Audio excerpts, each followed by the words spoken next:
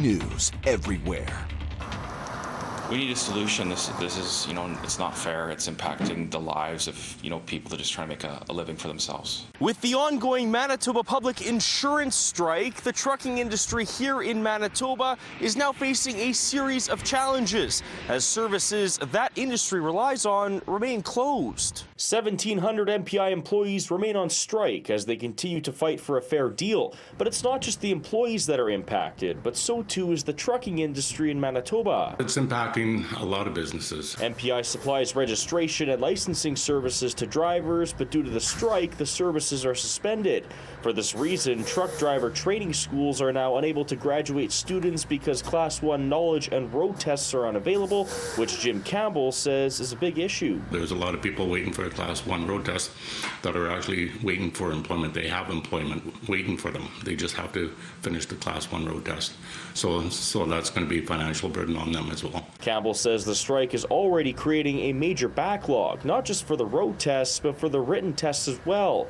Vanessa Mordohovich, the director of Buffalo Driver Training, says they have been losing revenue every day since the strike began. We lost 7 road test truck rentals. We lost hourly training that was supposed to be set before those. So we've lost, in the last part of the month, I think it was about $2,500 in revenues in just 4 days. Mordohovich says the public strike is heavily impacting private businesses like hers. She says it's super frustrating to see that MPI is prioritizing Class 5 licenses. We're dealing with Class 1 people who are trying to get into the trucking industry. I have a ton of people trying to get into firefighter and paramedic college, and they need air brakes done, and I can't do that for them because there's no tests. I have a lot of Class 3 clients. I have corporate clients, all trying to get people employed and working. Aaron Deliniak says the longer the strike lasts, the worse it will get for companies in the trucking sector. For the most part, drivers coming into the industry right now are unable to do testing.